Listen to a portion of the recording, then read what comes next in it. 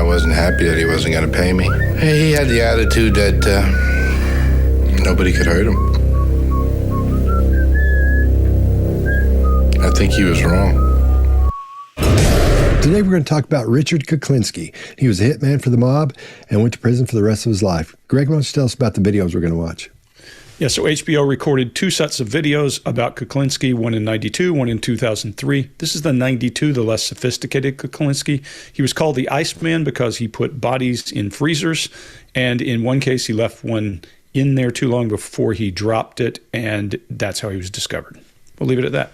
All right, please subscribe and hit the like button and hit the little bell down there so you know we have a new episode come out. All right, you guys ready? Yeah, let's do it. Here we go. How many people have you killed? Oh, an approximate guess.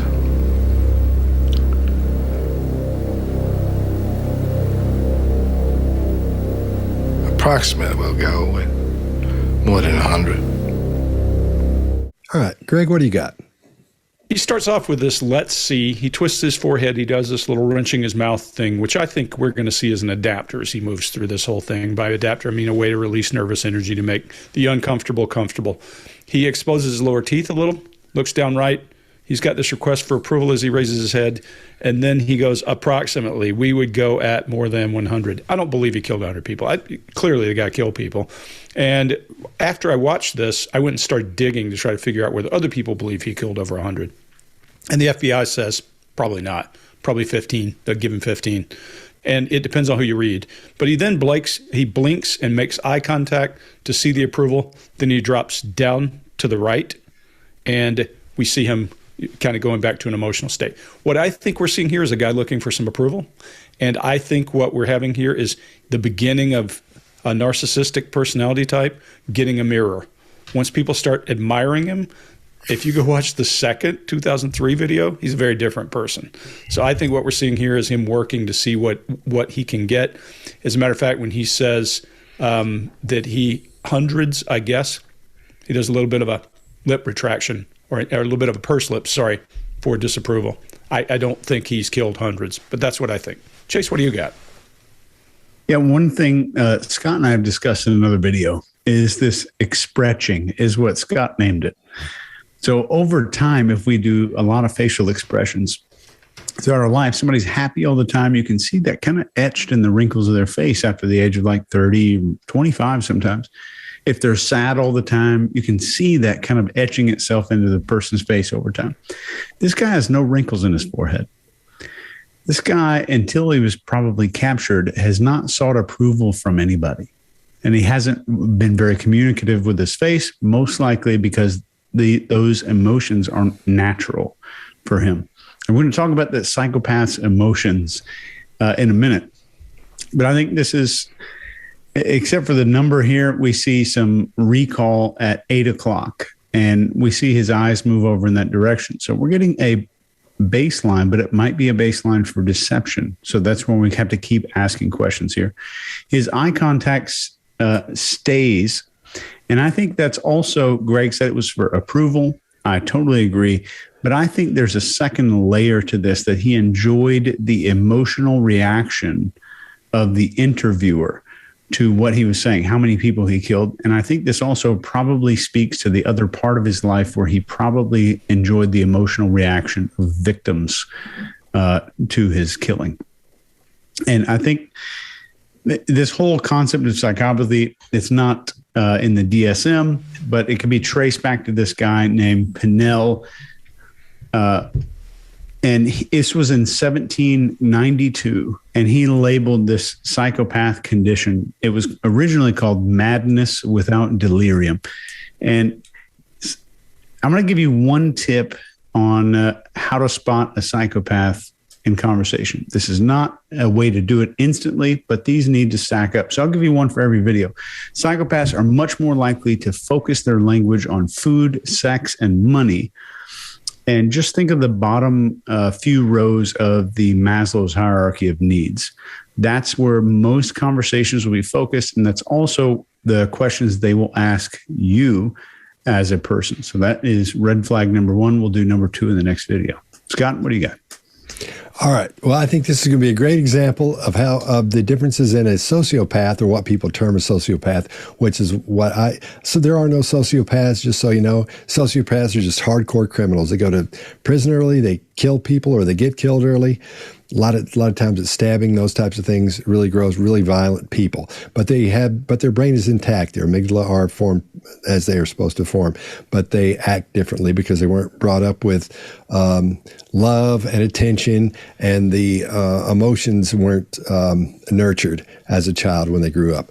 So we're going to see the difference in one of those and a true psychopath in these videos as we go along. So after the question, there's this long pause, and he does this really odd mouth gesture. And we see him do this a couple of times where he kind of pulls on his mouth. And I think that is an adapter. And these things that we're seeing in this video, and as short as it was, let you know there's an issue there. There's an issue with the answer. And he's trying to structure his answer. I believe, I'm under the impression he's deciding what he's going to say. And he's come to a little juncture here where he's going to say, or a junction where he's going to say, I did this or I did this. And so he makes his decision and he goes with it. And whether all these things are true or not, I agree with you guys so far. We have to pay attention to the deceptive cues we see here. And all these things tell us that he has issues with what he's saying. That not because he doesn't want to say it because he'll get in trouble, because he's already in trouble. He's gone away forever. They've already said, dude, you're never getting out. We don't care what happens. You're in here forever. That's it. You're done. So moving forward, we'll pick apart those things that differentiate a true psychopath, the clinical psychopath, whose amygdala, the part of the limbic system that don't function properly, that let you have empathy and sympathy for other people and be able to feel for other people, whether those are functioning properly or not due to a clinical part. Was the person born that way, or were they raised that way? Nature versus nurture. That's the road I'll be going down on this. Mark, what do you got? Yeah, so first off, just the rhythm of him. He's not in a hurry, is he? Like, he's super relaxed, not in a hurry at all. So let's just keep that in our mind. That's his general kind of demeanor. The first thing that hit me about this, and it's about how we decide who we are or who we're going to project. And immediately I went, well, hang on, this is Marlon Brando. This is Kurtz. This is The Godfather. And almost down to a T. Almost down to a T. And so I instantly go, what if, because I don't know, but what if this is a character that he's playing? What if he's worked out that if he comes across as Marlon Brando in The Godfather or Kurtz in Apocalypse Now, that's quite scary for people because they've already got this idea lodged in their head. So look, that's either true or false or something in between. But I'm going to follow this trail of, is he performing, as Chase might say, a mask for us, and why that particular mask? And if so, why? Why is he performing this particular caricature or almost superhero, this almost Superman? Rather like, but by the way, I don't know this. I don't know what this guy has done. I only picked up that I'd never seen him before. It was only like, he's killed 100 people. So he says, I don't know. I'm with you, Greg. I was like, yeah, I think you're being the superhero right now. That's the superhero version that's the Marlon Brando version of what you did. So I'm a little suspicious of this guy right up front. Seems very casual, almost even apathetic to a caricatured point. There you go. How many people have you killed? An approximate guess.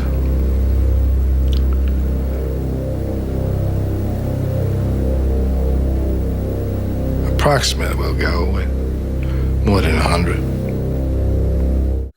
All right. How do you feel about killing? I don't. It doesn't bother me. It doesn't bother me at all. I don't have a feeling one way or the other. I think if I had a choice, I wouldn't. All right, Mark, what do you got? Yeah, I don't.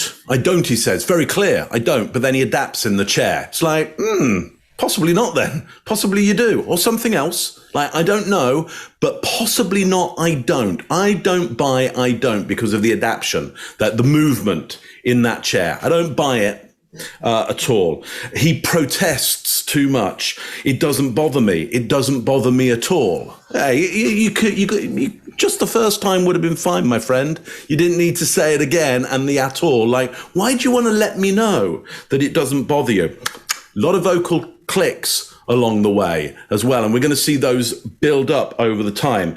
If I had a choice, I wouldn't. So he's now putting forward the idea of it's not him, it's the pressures around him. He is a product of society. So you could go, okay, so if he's breaking rules, in a bad way, that would fit in with the sociopathic model. He just doesn't, his actions don't fit in with what society thinks at the time is the right way to behave. Obviously, this is performative and it performs over time. Different societies, different times think different behaviors are good and bad.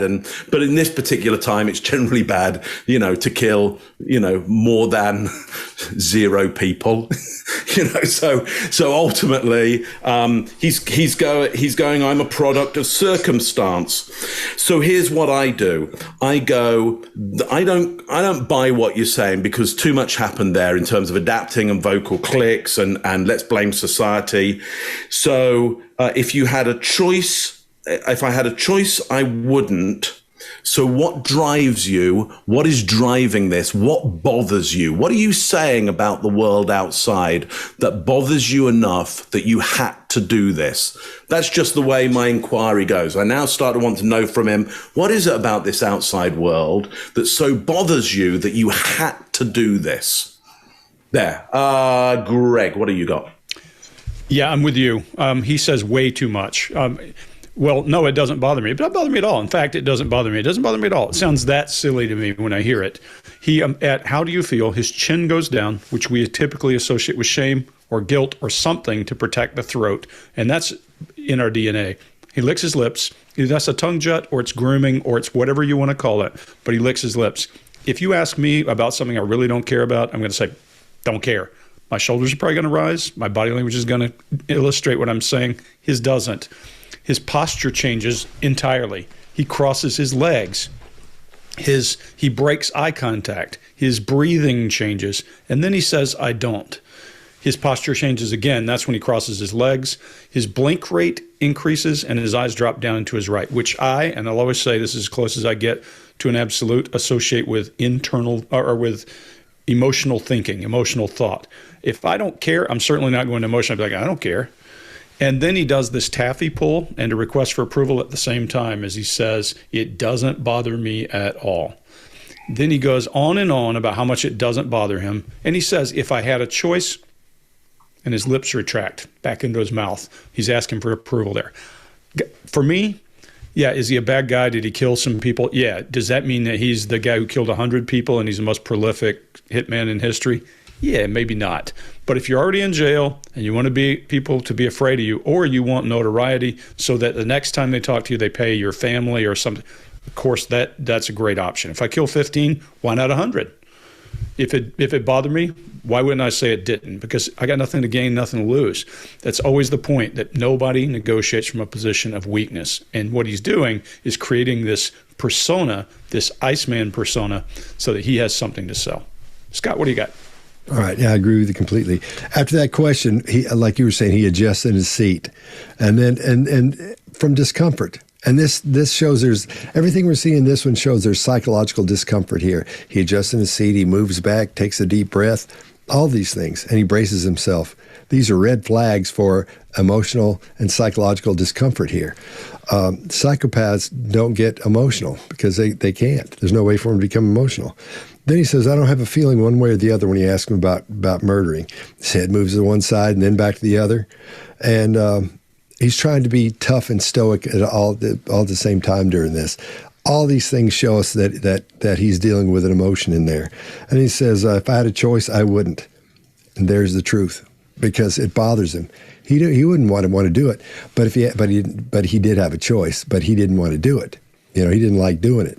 He's not going to say that. Obviously, he doesn't ever say that because it comes on like, oh, it doesn't bother him because it's supposed to be scary and stuff. But he's dealing with emotions here. We're seeing psychological discomfort from the emotions he's feeling. That's what I'm getting. So again, we're going down that road. Is he a nature versus nurture psychopath or sociopath or what everybody calls a sociopath?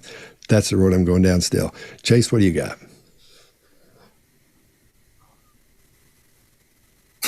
I caught myself early that time. I was trying to look down to the other side because when I really look at you, it looks like I'm looking the wrong way. So I was looking down here. I didn't get to watch your face. I was just trying to look like I was into it. Dang I saw him go, damn it. All right. Okay, go let's ahead. do it again. No, we're going to save all that. All right. His clinical diagnosis is a malignant narcissistic sociopath. And psychopaths are nature and nurture. So we could have a genetic predisposition to psychopathy with a horrible childhood or trauma that makes those genes express themselves. But Scott, I do disagree that I think psychopaths absolutely can feel emotion, but it's more muted than most of us. But that's my opinion. Dude, it's just what are you saying?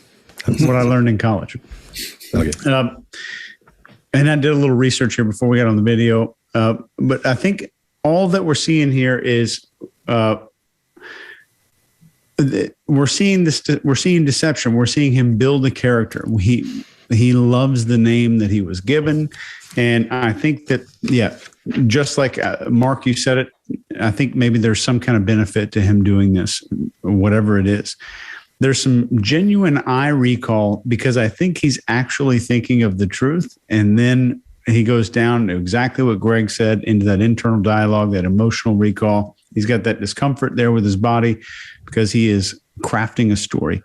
And I think some of the lip compression we're seeing here, we see the lips squeezed together. That typically means that a person's withholding information or opinions. And we see that right at a key point in here. And I'll let you take a look at when you see the lip compression. But I think the eyebrow raise that we see in this one is uncommon for him. Just looking at his head, you can see it's uncommon. And I think it's seeking approval. And I also think he's looking for the emotional reaction of the interviewer here. So red flag number 2 to look for psychopaths, whether or not we're dealing with in this video, they're very unlikely to drive any discussion into things like family, religion, or spirituality in a conversation if they're hiding their psychopathy or if they're hiding their illness. And these are also on the scale for sociopathic individuals. That's all I got. How do you feel about killing? I don't. It doesn't bother me. It doesn't bother me at all. I don't have a feeling one way or the other. I think if I had a choice, I wouldn't. All right. There was a man, he was begging and pleading and praying, I guess.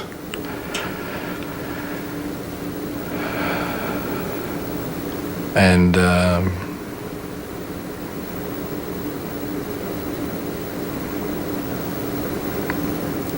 he was pleased God and all over the place.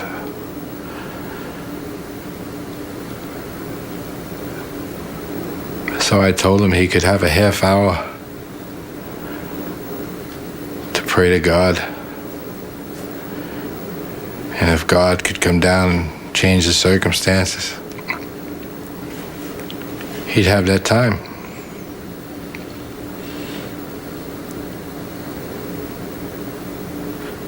But God never showed up. And he never changed the circumstances. And that was that.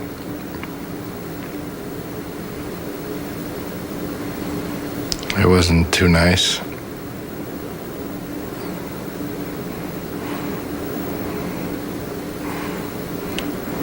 That's one thing I shouldn't have done that one.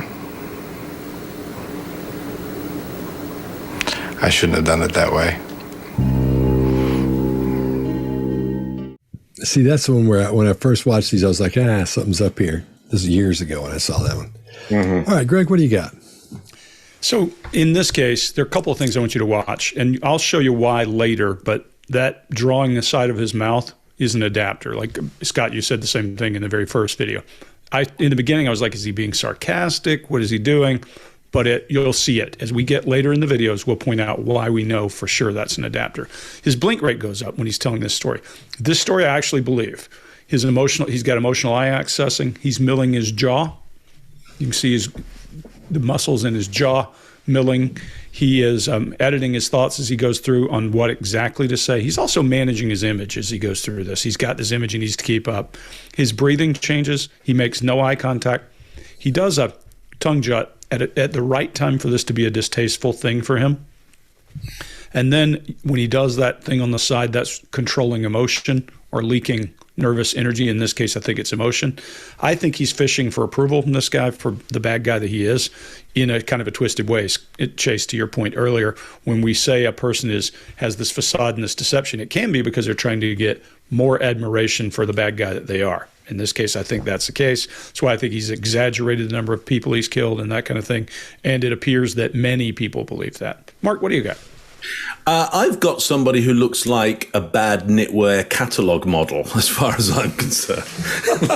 There he is in this, I think 80s maybe colourful kind of piece of knitwear, looking off into the sunset.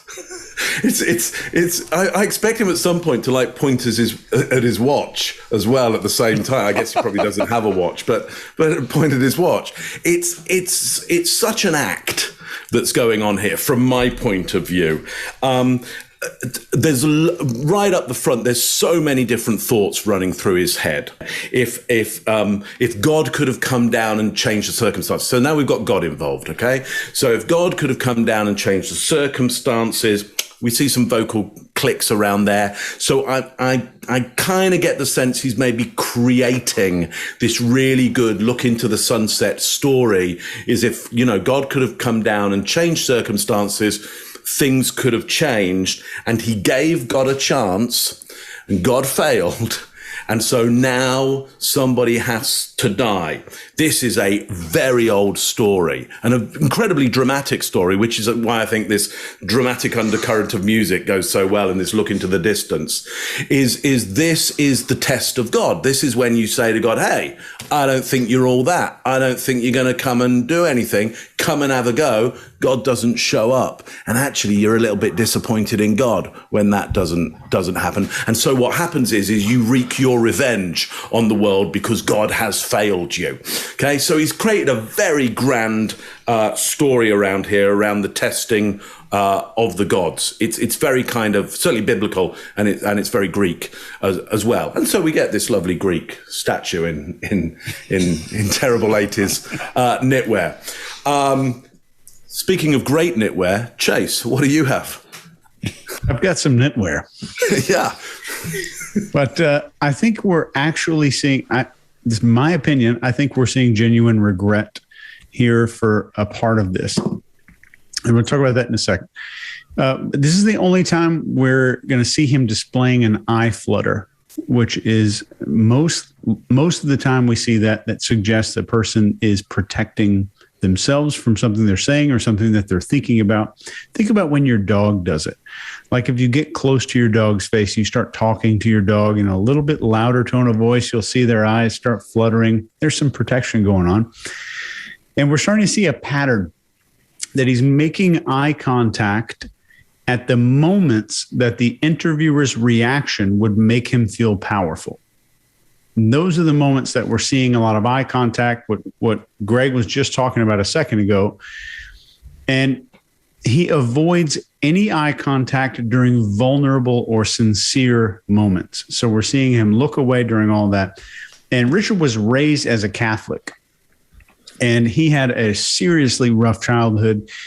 And I'm willing to bet that he probably prayed the same way as a child for God to show up and change circumstances for him growing up. He was beaten. His siblings were beaten by mom and dad both. And we're going to talk about that in the next video. Let me give you red flag, whatever number this is.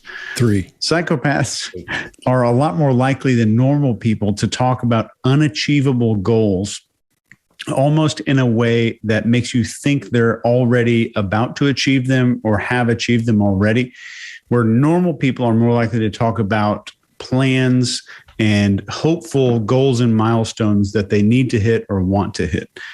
So that's an interesting thing that we can see in usually a first conversation with a person. That's all I got. Scott? All right.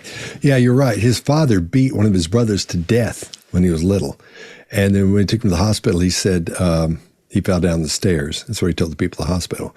So, yeah, really bad guy at home, even though he comes on like he was a great guy at home. Now, I agree with you, Chase. There is a genetic disposition, we'll say, that when you show up in the world, that you're fearless, that you're very low amount of fear. And thank God, a lot of those people go on to be police officers, and they go to the military, and they become fighter pilots and test pilots and astronauts. Those types of people, their degree of fear they have is extremely low. And when you group that together with somebody who's beating your brother to death and beating you up every day and beating your mother and beating everybody in the house up and just royal, you know what, then that's the kind of psychopathy or sociopathy that you see those kind of people come from in what I call the nurture psychopath or sociopath, everybody calls them.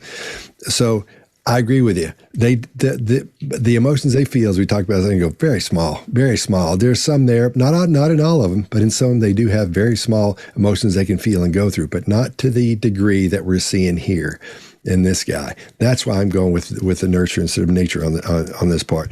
Because when he says there was a man begging, that's when we see that eye flutter. And at this point, this indicates, again, he's struggling with something. He's struggling with struggling to find the right words to give out. I'm sure he's been asked these kind of questions before, and I'm sure in his mind he's thought up the answer, what he would say, but now he's having to structure these things and then send them out. So I agree with you. I think we're seeing that eye fluttering there.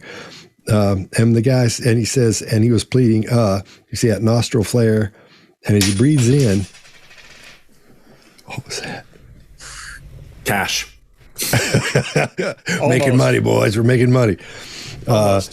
That indicates there's an emotion in play at that point. And I think that may be anger, or it may be, again, regret, being angry at himself for doing something he wish he hadn't done.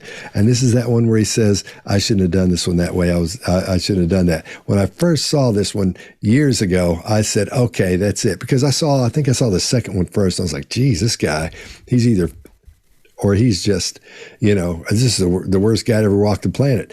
But then after seeing this one later on, I was like, this guy is full of, so for a lot of it, not all of it, but for a lot of it. And like Mark said, this is acting. A lot of this stuff is like, he's trying to be the hero in prison kind of thing. But all these things we're seeing show that there are emotions in play there. When he says, he talks about the guy, he says, and praying, I guess. Then we see that short breath out and a micro expression of contempt. And I don't know if that micro expression was for the guy or for him saying this, or to the guy he's saying it to. He wish he hadn't said it. I can't figure that part out. Then we see the deep breath. And he adapts again with that bottom lip. And that, again, puts me on the trail of emotion there. I think and I'm focused on emotions because I'm really going hardcore one way or the other, nature versus nurture on this one. It was a man, he was begging and pleading and praying, I guess.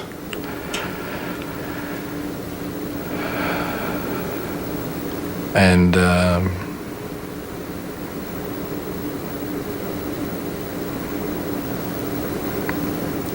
he was pleased God and all over the place.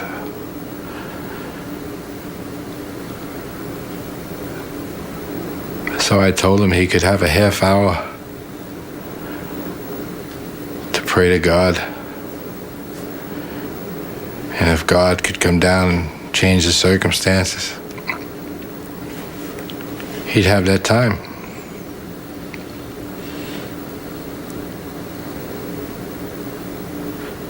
But God never showed up.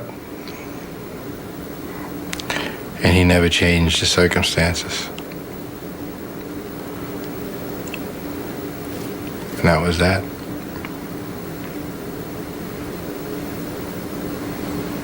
It wasn't too nice.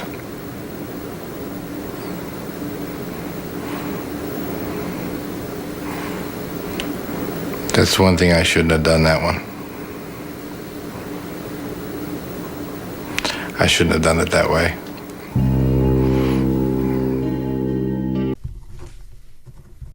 The man owed me money. He was giving me a runaround. I told him I wasn't happy that he wasn't going to pay me. He had the attitude that nobody could hurt him. I think he was wrong. All right, Chase, what do you got? One thing I noticed here right away is this lower eyelid here squinting right at the words, nobody could hurt him. And we see this squinting in, old Western movies, like a cowboy, meet me at sunset out in the street kind of thing. And this typically denotes discomfort or anger. Learned this from the grandfather, the godfather, the father of body language, Joe Navarro. And I want you to use this. I want you to use this squinting, this lower eyelid squinting technique.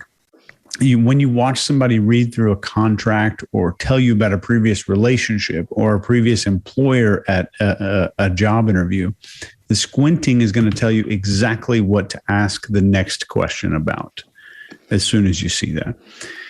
So Kuklinski's childhood was really bad. Both parents beat him, his siblings. His older brother, like Scott said, died of a head wound, said he fell down the stairs. His younger brother was convicted of rape and murder of a 12-year-old. And his wife reported that, Richard was good and bad, and that he never physically abused, but emotionally abused the kids. And there is a genetic predisposition to psychopathy, and child development has a major role in whether or not that's expressed. But psychopaths have reduced connections between, and sociopaths in many cases, reduced connections between a part of the brain called the ventromedial prefrontal cortex.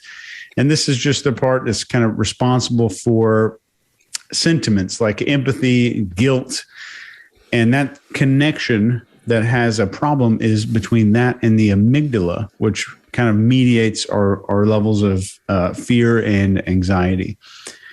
So here's psychopath spotting tip. What number is it? I think it's 4. 4. They're much less likely to mimic verbal and facial expressions during conversation. But if they've practiced a whole lot and they can mimic those things, you'll see a longer delay between your expression or your communication and their facial reaction. Because our normal ones, when you talk to somebody who has empathy, you'll see it right away because it's not thought of. It's not a conscious process.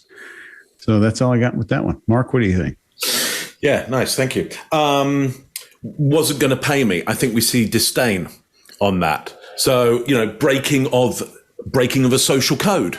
The code is if you borrow money from this guy or whoever I guess his boss is, you pay.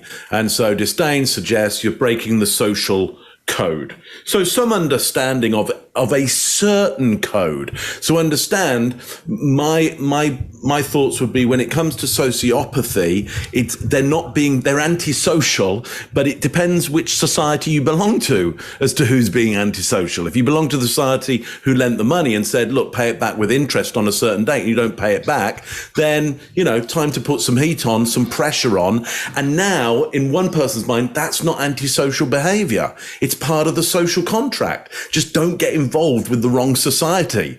If you think that the penalty is antisocial, don't be involved in that society. Nobody could hurt him, he said. Nobody could hurt him. I think we see Chinjut there. And so there is some real aggression in there. I think he was wrong. That's really a power statement. So I think what we're seeing in all around this is the challenge here to power. Just as we saw back in the past video, he's got this story, this big story of challenging God's power. Now he's got a story of challenging the power of somebody who's made a deal, doesn't want to pay back that deal, wants to renege, thinks they can take the punishment or will not be punished. And he says, I challenge that, and there you get punished. So a theme here of somebody who wants to challenge power. One very grand, almost kind of fallen angel like in many ways. And this one, so, big, that's a big story to play in a prison, is basically to go, what you have here is Lucifer. What you have here is a fallen angel. What you have here is somebody who has fallen from grace and is now challenging the gods at every root. Here you've got what you have here is somebody who, if you break the social code and you think you don't have to pay, I will challenge you and I will win. Straight down the line, though, big challenger. Greg, what do you got on this one? Yeah, so I'd reiterate that culture matters, and what's acceptable in a culture, if you live in a violent world, is very different. Chase, I would say when you got promoted, whatever E5, E6, E7, whenever you got promoted, you remember everyone who outranked you punching you in the shoulder as you walk down the line, right? That was just part of our culture. It's just one of those things. If you get wings or if you get some certain ranks, they'll drive the spikes from the back into your body. The more modern army people say, oh, you can't do that, I hear. But in my day, when you got ranked, you got it pounded in, or you got wings, you got them pounded in. That's just part of it. So culture matters. In the case of a very violent culture, it's acceptable, Mark. I think that's a great call out. This video ends, if you watch the very end, with some mild contempt. You see that lip rise just a bit. I'm not sure who it's for, whether it's for the guy that he killed, injured, whatever, or it's for the guy he's talking to. There's sarcasm in the smirk when he's talking about the guy. He does something that I have a friend does this when he's making a point. He does the whole moving his, and I don't think it's because he's feeling stress or fear. This guy, every time he makes a point, just before he makes a point, he'll go, well, and it's just a behavior pattern for that guy. I think that's what we're seeing here. I believe this story. I believe he went and took out some kind of vengeance on a guy who didn't pay him. And you can tell because his speaking is less labored. There's less emotion to it. It's probably something he felt justified for, and it's more smooth. I think it's a fairly easy one to follow. Scott, what do you got? Yeah, in the comments, because y'all comment on this, I think Greg looks a little bit more friendly when he's wearing a jacket and a shirt and a button-up shirt like that. Shucks. So I think it looks less threatening, Greg. It's just I'll start dressing this way all the time. Okay, I dare you. Okay, when coming into there, when he's talking about the guy, the guy owning money, what happened was this guy was a really low end, the guy who got your money. If you owed money, he went and got it. He was that guy, break your leg, break your knee, whatever it was, pop your knee out. And he had a sheet 4 feet long, B&Es and everything, all these small, comparatively crimes.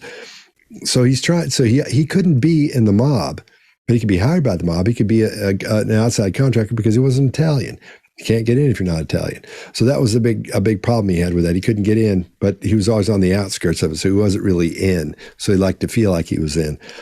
So his lips are pursed to the side, and he breathes out a little bit and has that little micro expression of a smile because he's almost dismissing this guy, showing his dominance, his narcissistic dominance over this guy. That's why his head goes back.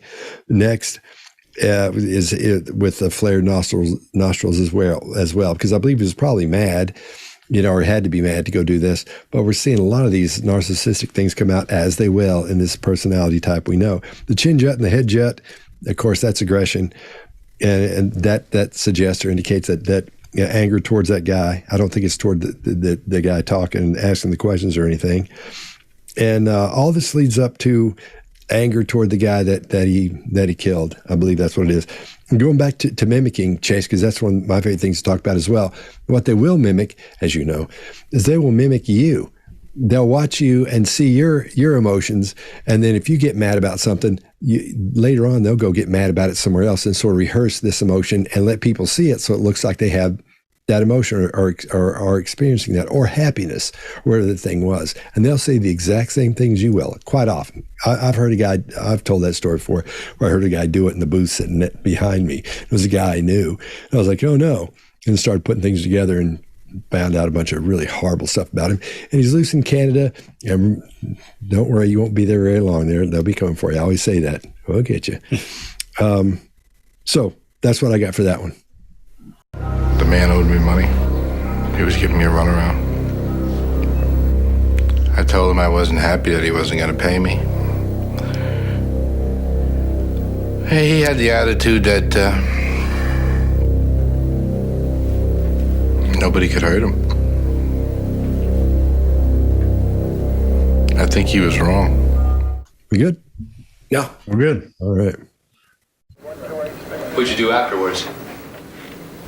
I walked away, got in my car, and went home. What'd you do when you got home? I put toys together for the kids for Christmas.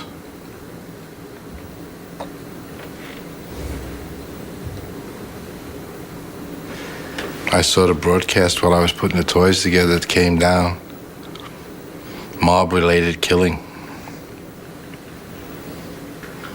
That was the first time I knew I was mob-related. How'd you feel?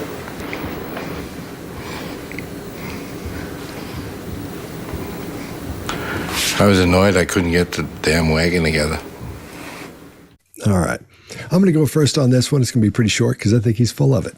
I don't think this happened anyway at all, like he said it happened. There's nothing there. He's at this point, he's trying to make stuff up, but he's got nothing. And it wasn't the first time he learned he was mob related, because he knew he was mob related, because one of his first jobs for the mob was to off somebody. And this wasn't one of his first jobs. It describes that in the beginning of it and all the details that went into it. Of all these details he went through at the beginning of this, which you didn't get to hear, we should have put it in there, but it was a little bit graphic. Then he comes up with this answer to these things. Nothing there. I'm not buying this at all. I don't know. So, Mark, what do you got? Yeah, I agree. Too many vocal clicks in there. I mean, just I walked away, vocal click, and then there's just a succession of them after that. So that immediately alerts me that there's some kind of stress going on in this story. And I got here in my note here, like, this is a front. He's just fronting it now completely, I believe. Chinjut before mob-related killing. So I think he's wanting to see us off that idea. Like, I didn't know I was anything to do with that. Now, maybe that's a cultural thing. Like, you can't say, look, I was part of this thing called the mob. That's not a thing that you ever admit to. It may be something around that.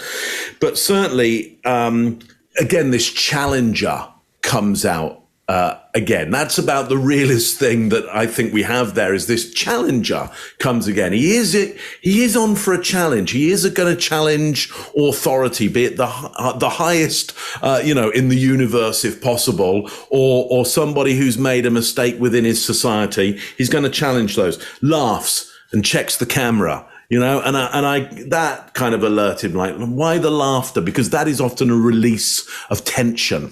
So not often, laughter is always a release of tension. Okay. So what is that tension about? What did he have tension about around that? A look of approval there. Now, how do you feel? How do you feel is the question. And I count around about 4 thoughts go through his head until he lands on the idea that he lands on, which is he was annoyed about not being able to do the kid's toy, which is a lovely idea. Like, it's a super lovely idea. Like, all I could think about was how this kid's toy was really annoying me. It's like, oh, you're cold, you are. Oh, you're a nasty one, you are, sir. It's like when it took him 4 goes to go, what can I land on that one? I know. Didn't like the toys. So yeah, he is a misfit toy, this one, certainly. But I'm not buying it. Not buying it at all. Still wouldn't like to be in a room with him, but not buying him. Chase, what do you got on this one? So I totally agree with you. And you guys got a lot of what I had here. This is absolute BS. And you know what it sounds like? It sounds like an 80s movie. It sounds like something you would see from a script in the 80s and early 90s. And that's where the culture was at the time. So that's the story that he probably put together from watching all that stuff in the media. We're still seeing his need to see the reactions of people. And we're seeing the eye contact and the kind of checking with the interviewer, checking with the camera to get some reaction only at the moments that he's feeling powerful and strong. And I think, again, this speaks to probably what I would estimate to be similar behavior with victims. And we're seeing the smile come up here right at the moment that it's most creepy, that it would be most creepy for the camera about the mob. And there's this, I think, the perfect example here of the second type of squinting. So we're seeing discomfort this time and not anger with the same lower eyelid behavior. So this little lower eyelid squint, it was anger before or being a tough guy. And now we're seeing discomfort with the same squint. So now you get a chance to see the same eyelid movement under a different circumstance, to see the two body language definitions of this behavior right there. So let me give you one more tip here. And I think this will be number 5.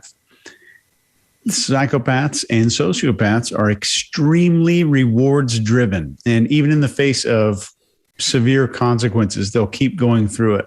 So when they're performing actions for reward, a psychopath's brain in particular can release up to 4 times the levels of dopamine that your brain and my brain can release. That's all I got. Greg? Yeah, his blink rate does increase. And it's interesting. It blink rate increases to start with, and then he makes real hard eye contact in a way he hasn't done up to now. He does that pursing of his lips a little bit. And I agree with you, Chase, with the eye squinting thing. I was actually in my notes, I said, who does he think he's Clint Eastwood? Because he's got some snarky line for the, he's squinting his eyes, and he's got some snarky line for the wagon and that kind of stuff. And you're like, yeah. He closes with some self-amusement. You see him kind of doing a little, almost on the edge of Duper's Delight or something there, but he's got some self-amusement for sure. Not sure exactly why, but he's trying to get across that he's a hard ass, that he's this, that he's that. Now, the other one that I would say is exactly the line I was thinking of, a line from not Apocalypse Now. What's the other one? From Joker, Recoil. Mm-hmm. I can't think of the name of the movie. You know it well. It's 2 movies. But anyway, Batman? a Vietnam War movie. No, a Vietnam War movie. It really starts off one way, ends the other. It's got Full Metal Jacket. Full Metal Jacket. Yeah, there's a great line. What do you feel? Recoil. That kind of line is what you're dead on. Exactly something from a movie to make him a hard ass. I don't think any of us are buying that. But I agree. I wouldn't be in a room with a guy. Just because he didn't kill 100 doesn't mean he didn't kill 15 and do horrible things. Yeah. That's all I got. All right. What'd you do afterwards? I walked away, got in my car, and went home. What'd you do when you got home? I put toys together for the kids for Christmas.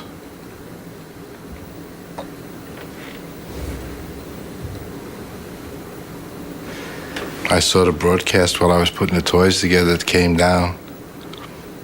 Mob-related killing. That was the first time I knew I was mob-related. How'd you feel?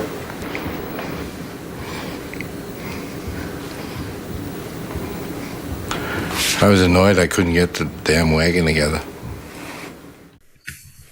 I've never felt sorry for anything I've done other than hurting my family. The only thing I feel sorry for.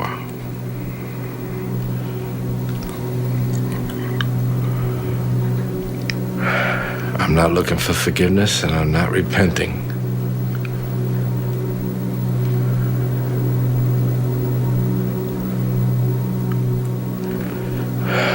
No, I'm wrong.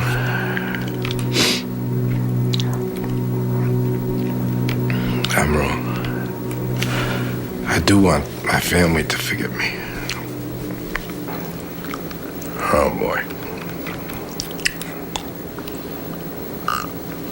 I can make this one.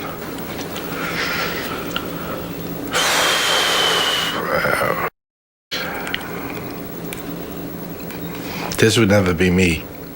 This would not be me.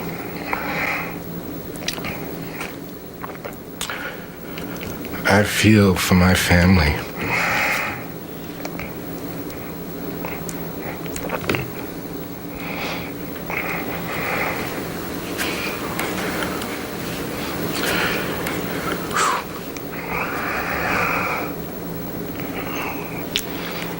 You see the Iceman cry.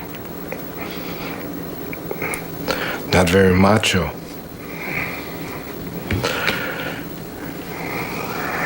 But I've heard people that mean everything to me.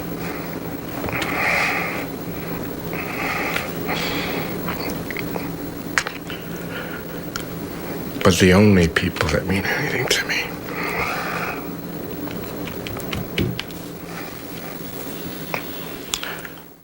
All right, Greg, what do you got? So at hurting my family, his breathing changes. You hear him start to change respiration. Then his blink rate change. You see his blink rate increase just a touch. He doesn't do a lot of blinking. He does that jaw milling thing we were talking about earlier. He's crunching his teeth together or something. So you see these jaw muscles flexing and relaxing. Then he does an expulsive kind of breath or a sigh. And you can hear then that he's really choking back tears. This is genuine, whatever's causing it. I mean, guys, if you've ever been to a place where you're trying to choke back tears, everybody has their own style of doing that, but you can hear the moisture in his mucous membranes starting to build up in his throat, all that kind of thing. And then you see, if he were shaven, you would see, Chase, your chin boss, that trembling at the chin and the lower mouth doing that. And this is how we know that thing he does with his mouth all the time is an adapter and not just some kind of sarcasm or that. Because when he's trying to choke back that emotion, he's doing that. Not to mention all the tongue between the teeth and all those things about distaste. So here we see who the person really is. From my angle, if we talk about nurture versus nature, and we believe that nature, people who are born without the ability to process information and create the amygdala, create the message, I would think he's not that kind. I would think he's just been so hardened by abuse that he can turn this stuff on and off. So I think if I were choosing one of your guys' ways we're talking about, I would say nurture, not nature. That's just my point. Mark, what do you got? Yeah, so there's just too many kind of vocal clicks and, stuff going on here, and real emotion. I absolutely agree that what I get is the stress of an internal battle going on. And the battle, I think, is between the superhero that he's set up called the Iceman, which is he's a supervillain. And who is, I think it's probably, I didn't know about the ice crystals idea, Greg. My assumption was it was about what a cold killer he is. And I assume that's what led it to become, his trademark, is that it's like he is stone cold, icy cold, emotionless. And so I think he's trying to keep that persona in front of us, or that mask in front of us. And he's wrestling because internally he has real feelings for real people in his family. And that's not to say that he didn't hurt those people, as well. It is more than complicated. It's complex and in no way should be celebrated. So I'm not celebrating this behavior in any way whatsoever. But there's a real internal battle going on. There's a wrestling match going on. There's real empathy for that family. The Iceman is a cover story. You see this digging of the teeth here, which I think is not just withheld opinion, not just like, I'm not going to say this, I don't want to let this out, but I think it's probably a stimulation action. In order to control the emotion, he's going to cause himself some pain in his lips to bring his attention into that pain rather than the internal wrestling pain that's going on. It's interesting, though, how he still kind of transfers to you're seeing the Iceman cry rather than you're seeing me cry. So he is able to save it for himself. Probably, he's going to have to, the other inmates are going to see this and he's going to be able to say, well, that was the Iceman. I'm still the Iceman. The Iceman cried. So it's still the Iceman. He still says the Iceman exists. The Iceman hasn't melted because he's still got to go in with that story of, there isn't a weak version of me. There's the Iceman now crying. So the Iceman is still here. Still, at the end of the day, still looks like a knitwear catalog model, though. So still not as scary as he could be to somebody like me who doesn't respect knitwear. I do respect Scott, though. Scott, what have you got? Thanks, Mark. I agree with you. He's talking about himself in the third person of this thing he's created that somebody else called him. Because, like Greg was saying earlier, what he would do to mess up the timeline on when the bodies were found, on when they actually died, he would put them in a freezer, sometimes for a year, for quite a long time, then go throw them out in the woods. But one time they found one too early and like, hey, man, this guy's frozen. There was ice inside this guy when they were doing the autopsy. So I think this clip shows exactly why he's not the nature psychopath, but he's more the nurture, quote unquote, psychopath, because he has true feelings that are coming out here. We see a series of gestures and cues and expressions and verbalizations of emotion here. And at sorrow, regret, and pain. We're seeing all those things in this. The clenched jaw and those deep breaths and those heavy sighs, that tells you pretty much everything. And again, like you nailed it, Greg, we see that, the chin boss down there, we see that trembling down there. And we see tears. He's got tears in his eyes. One of the main things we hear here that goes against everything for even the clinical narcissist is where 2 times he says he was wrong. He says he was wrong. About what he did because he hurt his family, and he says that hurting his family was the worst thing he's ever done, obviously. But he says I was wrong 2 times, and I think you're not going to hear that ever from a psychopath unless he's mimicking somebody. But I don't think he's mimicking this. Everything we saw here, these are all true emotions. I think we're seeing at this point. So I don't think he's a clinical psychopath. I think he's the hardcore criminal who was raised with a violent upbringing, no love, no positive interactions, nothing like that from either one of his parents. And he went on to do that to his own family, not knowing the real difference, because that's the way that usually travels through generations, people doing that. But that's why I think that we're not seeing a true psychopath here. Although he did many of the same things a true psychopath would do, we're not seeing those behaviors here, which are true, not just a little bit of emotion, but a lot of emotion here, and you don't see that in a psychopath. Chase, what do you got? I was watching this morning to Greg's comment about the chin boss movement here, which you'll see this muscle quiver during grief and sometimes shame. And it was the first time that reminded me of the term bald-faced lie. A person will tell a bald-faced lie, which refers to a person having no facial hair and still being willing to be deceptive. But we definitely see that muscle in here. I think the majority of the sadness we're seeing here, I'm going to go out on a limb, and I'm going to say this is self-pity sadness. This is like, I've done all of these things, and look at me. I feel so bad. I'm ashamed. It had nothing to do with hurting them. It had to do with how he felt. It was all about him. And I think that was inward directed pity that we're seeing there. I think it's also funny, Scott, you were saying made a mistake and all this stuff. He's taken on the name Iceman, which he was named for because of a mistake. The whole thing is because of a mistake. Yep. Hey, good call. I think that's unusual too, that he would do that. And maybe he doesn't even know why they say that. I don't know. It had to come up in prosecution, but I think that's pretty interesting. And I think, Scott, that speaks to your point as well. Most of the facial movements that we're seeing here, I think, are emotional redirection. And I think the chin boss does show us that's almost impossible to fake that level of chin bossery. And psychopaths can feel some emotion. Sociopaths can feel some emotion. But most of the time, it's not, just like Scott said, it's not to the level that you're going to see here. And typically, according to peer-reviewed research, the sadness and emotion that psychopaths can feel to an almost normal level is when it's about someone they care about or someone they're attached to, like family members and things like that. But 99% of the time, those emotions are severely muted. And the only regret will usually come from hurting someone close to them. And that's documented. And it was documented before this case ever took place.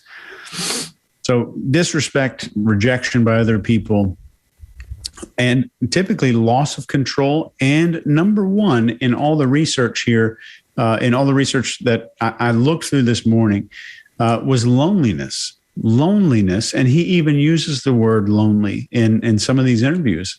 And not what we looked at tonight, but loneliness was one of the number one things that causes that level of emotion in a psychopath. So if you ever encounter one of these people, I'll teach you a quick trick here. And if you want to prevent yourself from being sold a product or being sold a human being, hold your chin while you're talking like this. It'll make you look interested, and it will keep you from nodding when they are trying to get approval from you by nodding their head like this. It will keep you from doing that. Even look at these guys here. All three of them kept themselves from nodding, and we nodded to each other the whole YouTube video and they stopped. So it'll keep you from nodding. It'll keep you from agreeing with a person. So finally, as our last way to spot a psychopath, they might display the wrong emotion on accident in response to good or bad information. My aunt just got in a car crash and they smile first and then correct it. Or we say some really great news. I'm just got tickets to go to Hawaii. We're going on this major vacation. And they have this big frown on their face and then correct it instantaneously or very quickly to the appropriate emotion that they've learned over time. I've never felt sorry for anything I've done other than hurting my family. The only thing I feel sorry for.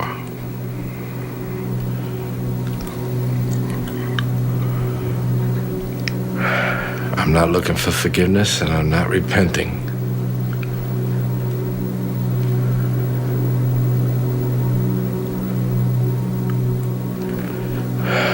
No, I'm wrong.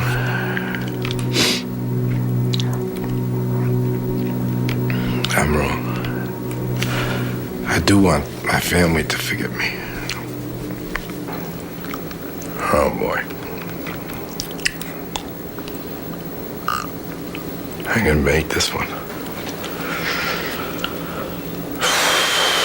Wow. This would never be me. This would not be me.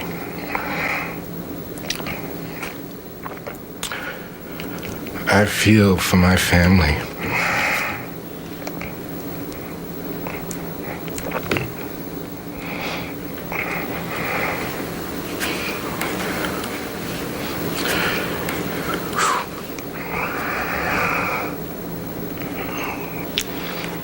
You see the Iceman cry.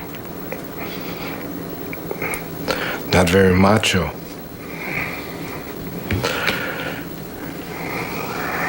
But I've heard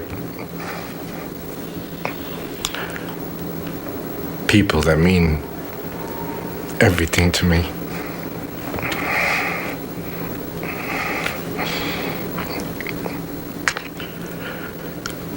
But the only people that mean anything to me.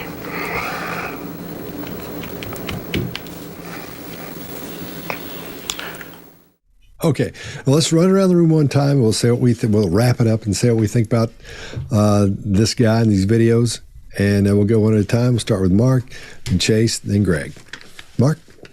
Yeah, look, clearly he's a bad lad. Clearly there's nothing, to celebrate about him. Done some bad stuff, absolutely. But I'm not buying any of it from him, certainly not the degree that he's going to. There's a lot of story going on there, a lot of masking to protect something, some quite strong feelings inside there. And I'll say it again, he looks like an 80s knitwear catalog model. So I'm not that scared. Not that scared of him. Chase, what do you got? I think he looks like an 80s knitwear catalog model. I totally agree with you. If you look throughout his entire life and everything that he's done to his family, his kids, all the killings, everything's about significance. And the moment that he got arrested, the only way to maintain a high level of significance is to create Iceman, to be Iceman, and make it as bad and dangerous as possible, because at that point when you're locked up in a cell, that's the only way to become drastically more significant, which he thrives on. Greg? Hate to say it, but he's fulfilling his Maslow in his own little world where he gets to be the coolest bad guy he knows. That's all that is he's making himself more significant than he was. Ask yourself for just a minute. Go watch our Eileen Wuornos video. Go watch our Richard Rodriguez video and tell me which of the three doesn't fit the mold. That's my only question. I think, yes, he may behave like a psychopath and he may behave like all of that, but I think it's a learned trait, to your guys' point. It's a nature versus a nurture thing. Those folks, you make no mistake. Did you ever see a tear drop out of either one of those people's eyes? Laughter, maybe, not teardrops. So it's a very different mindset. I think the guy, yes, of course, he killed people. They know how many. They can track, but I think he's self-aggrandizing, and that comes with the territory. I'm going to make myself bigger and cooler than I was, and it probably keeps people off you, and it gives you some notoriety. There's also at least one article I read that said the second more famous interview in 2003, his wife was paid handsomely for that. So there's a way to provide for your family while you're in prison. Scott, what do you got? Yeah, I think you nailed that one. Yeah, I think we're seeing this is a classic example of someone who everybody goes, oh, this guy's a psychopath. But he's not. He's not a clinical psychopath. He's a hardcore criminal who had a rough upbringing and was just a violent person. And those people end up in prison fairly early most of the time. This guy made it for a while. But they end up being killed and killing somebody just out of anger and going to prison, whereas he planned all the ones he killed. And I don't think by any means did he kill over 100 people or even close to that. I think a lot of what we're seeing is like all you guys were saying, he's acting. He's making a lot of this stuff up so he can be the Iceman. One thing I learned from being in the music business, being around people who are famous for a really long time, is they'll start, those that sort of become detached from the earth, they start talking about themselves in the third person. And I think I've told you all the story about the one guy. Well, it's an elevator story that I've told you guys before. We'll go over it later. I can't tell it here. But he would talk about himself that you want to go do this with and he would say his first name. And I've seen that time. And you'll see people on talk shows referred to, well, so-and-so doesn't do that kind of thing. He's not that kind of person. It's like, well, dude, you're talking about you. And that's what he's doing here. And you see that in these highly narcissistic personality types. Someone can start off normal and then turn into that. But in this case, I think it started when he was little, after being brought up in such a violent family and violent surroundings as he grew up. But I don't think he killed that many people. I think we've seen bald-faced lie here, like Chase was saying. And I don't think he's a psychopath. I think he's a hardcore criminal. That's what I think. All right. Well, if you like what we're doing, please subscribe and hit the little bell down there after that, and that'll let you know when we have a new video come out. I think this was a good one, fellas, and I'll see you next time. Thanks. Deal. Bye now.